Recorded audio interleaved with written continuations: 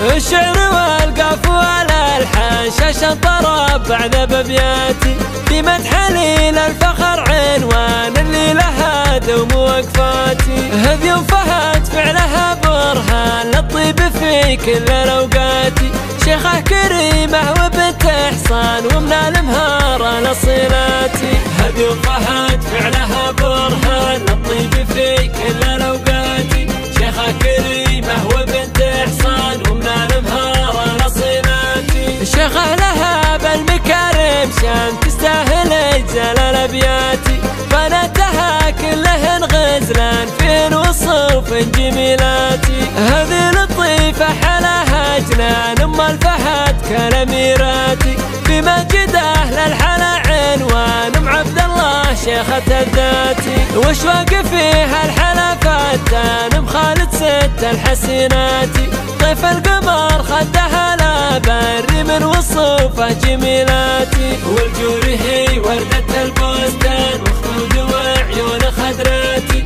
بيار فيها الجمال الوان فيها الوصوف العجيباتي. والجور هي وردة البستان وخدود وعيون خضراتي، بيار فيها الجمال الوان فيها الوصوف العجيباتي. وهذه لطيفه حلاها جنان ام الفهد كالاميراتي، في مجده للحلا عنوان ام عبد الله طيب الذاتي. واشواق فيها الحلا فتان ام خالد ست الحسيناتي، طيف القمر خدها لا بري من وصوفه جميلاتي.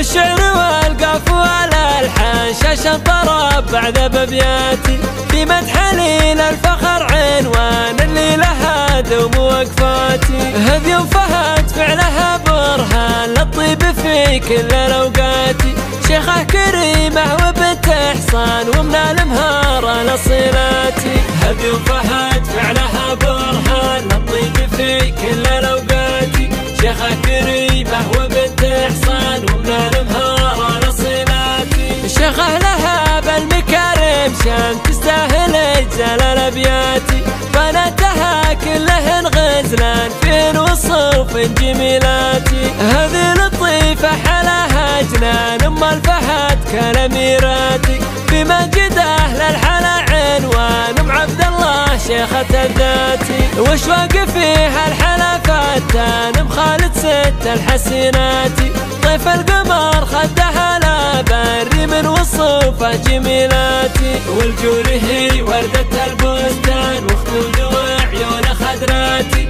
بيار فيها الجمال الوان فيها الوصوف العجيباتي. والجور هي وردة البستان وخدود وعيون خضراتي، بيار فيها الجمال الوان فيها الوصوف العجيباتي. وهذه لطيفه حلاها جنان ام الفهد كالاميراتي، في مجده للحلا عنوان ام عبد الله طيب الذاتي. واشواق فيها الحلا فتان ام خالد ست الحسيناتي، طيف القمر خدها لا